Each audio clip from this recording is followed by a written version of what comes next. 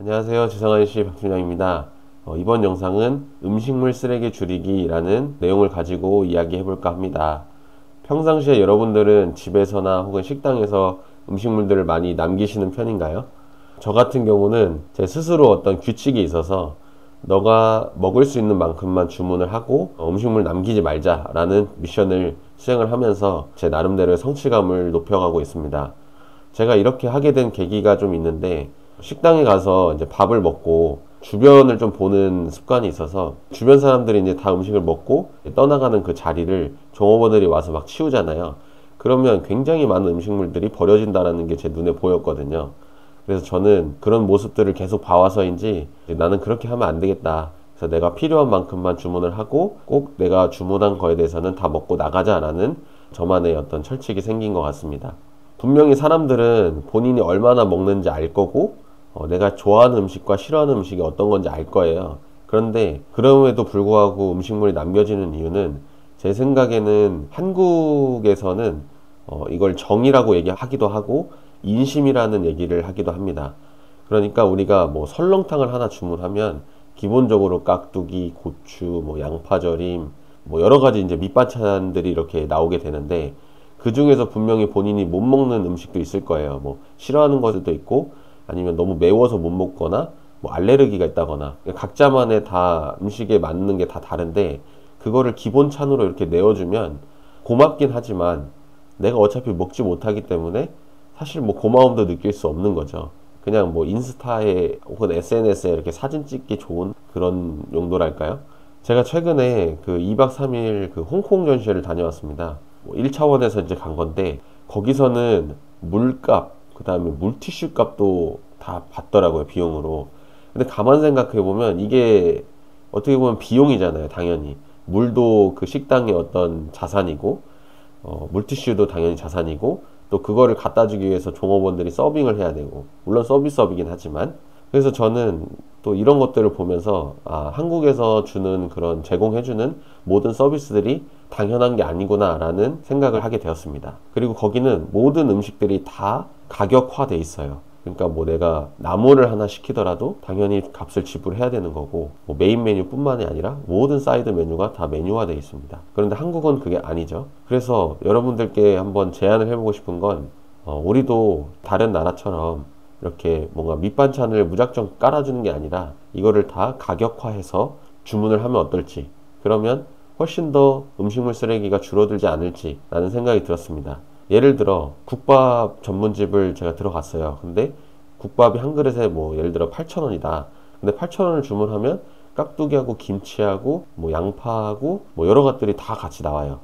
근데 국밥을 가격을 뭐 6,000원, 뭐 5,000원으로 줄이고 대신 공깃밥, 양파 뭐 이런 것들을 다 가격화 시키는 겁니다.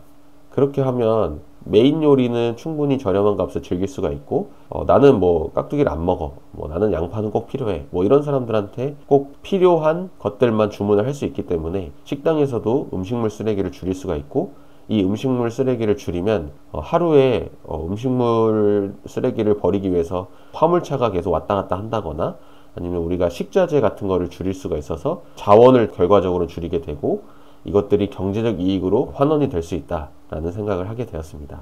이러한 제 생각을 뒷받침해주는 기사가 하나가 있어서 함께 읽어볼까 하는데요. 화면을 한번 보여드리겠습니다.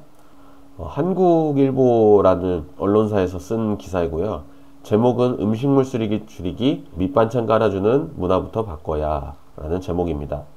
이제 도입부에 보면 탄소 중립 정책 시나리오에 따르면 우리가 지금 이제 새로 태어나는 아기들은 없고 기존에 있는 사람들이 점점 늙어가면서 고령화가 지금 빠르게 확대되고 있는데, 인구 감소로 쓰레기가 자연적으로 줄어들 건 맞지만 그래도 한 사람의 배출하는 쓰레기를 더 대폭 줄여야 된다라는 내용입니다. 그리고 식품 생산량의 3분의 1이 쓰레기로, 그리고 온실가스 배출이 상당하다고 합니다. 지금 우리가 매년 먹고 버리는 음식물 쓰레기가 580만 톤에 달한다고 합니다. 근데 이 과정에서 유통, 가공 공정에서 버려지는 것까지 포함하면 770만 톤의 음식물 쓰레기들이 버려진다고 합니다. 그리고 10년 동안 쓰레기로 버려지는 게 무려 20%나 증가를 했고, 우리가 이제 소비하는 어떤 4분의 1이 쓰레기로 버려지는 것이다.